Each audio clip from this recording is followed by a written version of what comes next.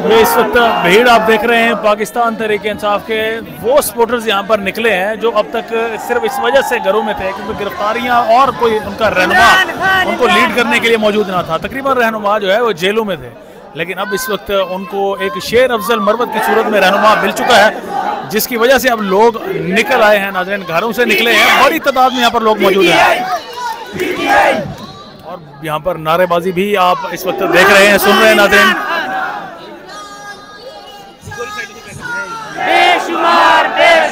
ये पब्लिक को अगर मैं आपको दिखाऊं तो ये पब्लिक की बड़ी तादाद यहाँ पर मौजूद है। लोग इस वक्त यहाँ पर छतों पर भी मौजूद हैं जो इमरान खान के लिए, इमरान खान इस वक्त सीनियर नायब सदर, पीटीआई के सीनियर नायब सदर शेर अफजल मरवत के लिए आए हैं और ये इनको एक प्लेटफॉर्म जरूर मिला है शेर अफजल मरवत की सूरत में कि ये अब लोग घरों से बाहर निकलना शुरू हो चुके हैं। बहुत बड़ी तादाद है यहाँ पर।